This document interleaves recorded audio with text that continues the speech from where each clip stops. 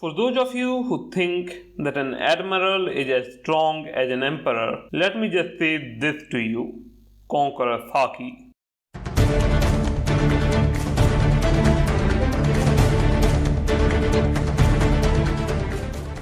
Hey guys, Cybergod here, and today we are going to talk about why, in my honest opinion, I believe that emperors are stronger than admirals, and why those people who think that admirals are equal to emperors are just straight up wrong. So recently, I have been seeing a lot of people on the internet claiming that the admirals are somehow equal to yonkous when it comes to strength. Heck, I have seen idiots claiming that admirals are somehow stronger than emperors. Now I'm fine with those people who think that two admirals can beat a yonko, and a yonko is around 1.5 admiral. But when people claim that admirals are just straight up equal to yonkos, it just doesn't feel right with me. So I'm making this video to once and for all prove that the people who claim that admirals are equal to yonkos are just straight up morons. So let's first talk about the things that people do to prove their point. First, these people take the incident at Punk Hazard way out of proportion. Cause the thing is, we haven't seen the fight. These people that make these claims use Punk Hazard as a reference. But here's the thing though, we have seen nothing of the fight. Heck, we don't even know if they fought alone or if it was a group fight. The only thing we have seen from that fight is just the aftermath. And secondly, they also most of the time forget to take the time they fought into consideration and make claims that they fought for 10 days straight. We don't know that. For all we know, at daytime they will be fighting, and at night time they will be resting and strategizing. Though to their credit, the ability to morph half the island into their element is pretty amazing. But I will be getting to that and why that argument isn't good enough to make them a yonko level combatant.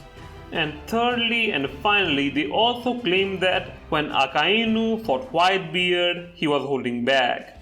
Let's just hear it again. Akainu was pulling his punches against Whitebeard, the strongest man in the world. What exactly was he thinking again? If I punch Whitebeard too hard, I might kill him. Wait, wasn't that the goal? Yeah, that's the dumbest argument they made, by the way. Though in their point of view, the ability to morph an island wasn't used by Akainu at Marineford. So they may have thought that Akainu was holding back by not using the full potential of his devil fruit to not destroy the Marineford. But here's the thing though, what makes you think that Whitebeard was going all out? I mean, his crew was also at Marineford, so it wouldn't be wrong to say that he was also holding back his full power. And the way Blackbeard used Gura Gura no Mi, I'm very sure of that. Cause here's the thing, I don't find this Punk Hazard any more impressive than this Marineford, or what Whitebeard did to Marineford, or this what Big Mom did to Whole Cake Island. And I know she took her time, but I don't doubt on her ability to do this to any other island if she so wanted, or if she's fighting someone. And about Kaido, he has done this. He has lifted the entirety of Onigashima on his own, and he's still doing it while fighting. So I don't doubt him either. Basically what I'm trying to say is, all emperors are at least island buster levels even without their haki, just like the admirals, with the exception of Shanks of course. Which brings me to Conqueror Saki, something which Shanks is a master of, and something at which Shanks is the strongest that we know of, something that allows him to equal the island buster threats, something that terrifies them to not come and take his territory, something so powerful that it may hold the potential of the same island buster threat as the devil fruits of the admirals and yonkous, and something that the current admirals lack, as well as it is being something that all the legendary figures of history have it, including the Pirate King, Goldie Roger, Whitebeard, and even the legendary marine figures Sengoku and perhaps Garp. And I said perhaps because Garp hasn't been confirmed to have it, but there have been clues of him having it, so I'm including him. Now there's, as always, one exception to it, and in this case it's Blackbeard.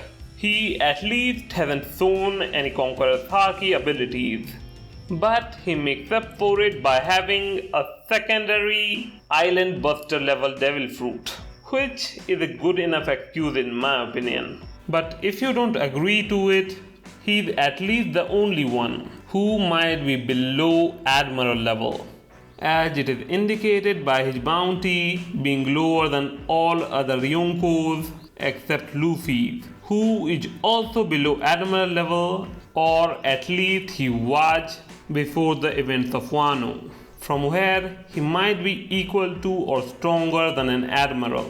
I believe equal, but this is more of a fan theory rather than a fact. And there's also the fact that in a issue, and I don't know which issue, I wasn't able to find it, but I know someone said it, that the current generation of Marines aren't strong as the previous generation of Marines, which included Garp and Sengoku. But I might be wrong, so you don't have to take specifically this part seriously. But that doesn't change the fact that this is a power that the current generation of admirals lack, as well as the power that the previous generation of admirals, almost every emperor, as well as the previous pirate king, possessed, which makes it impossible for admirals to be on the same level as the emperors. Unless of course Oda makes it so that every admiral has Conqueror's Haki, which is possible, but I don't think it's very likely. So those people who say that admirals are easily on the level of yonkous are just wrong. They are just wrong. But if you still don't understand, let me explain it like this.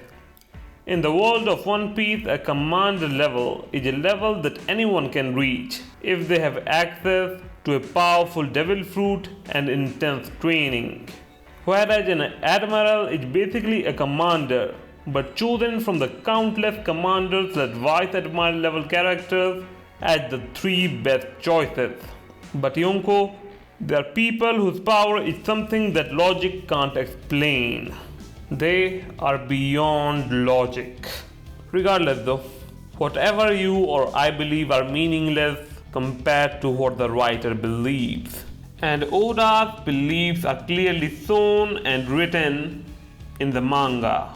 And from what I have seen, every single bout they have had in Marineford between the strongest admiral, who is Fleet Admiral now by the way, and the strongest Yonko, one may have been holding back, but one was severely weakened, which was clearly shown.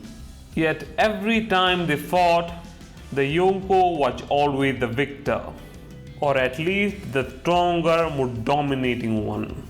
So it's not wrong of me to assume that in Oda's mind, Yonko is the superior one. So regardless of what you believe, Yonko is superior to the admirals.